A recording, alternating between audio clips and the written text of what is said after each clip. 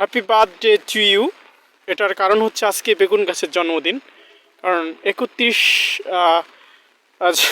জানুয়ারি 2024, মানে আমরা 2 মাস আগে, মানে 60 দিন আগে ঠিক 31 তারিখে গাছগুলো রোপণ করেছিলাম।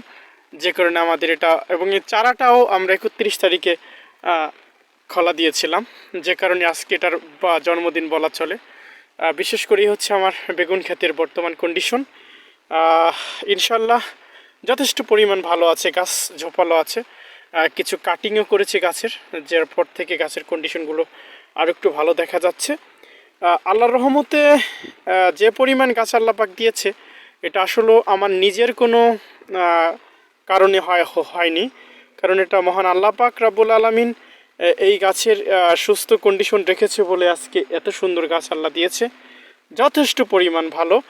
আমি যদি এখানে বসে যদি ভিডিও করি, মনে হবে এটা একটা বেগুন বন।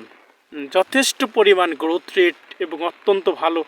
অনেক গাছে ফুল এসেছে, মানে বিশেষ করে আশাবাদী এখানে 95% প্লাস গাছে এখানে ফুল এসেছে, কলি এসেছে, এবং কিছু কিছু গাছে প্রায় 10% অথবা 5% গাছ, সম্ভবত 5% গাছ হবে, ফুল অলরেডি ফুটে যাচ্ছে।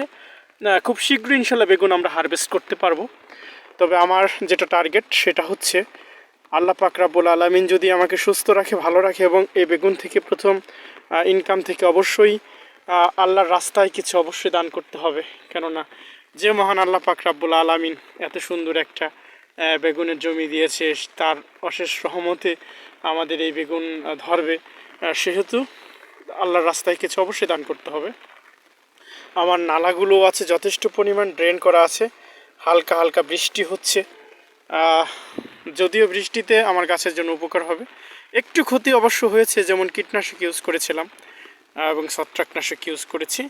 তবে আল্লাহর রহমতে যতটুকু হবার তা হয়ে গেছে। যাই হোক, আল্লাহ হাফেজ।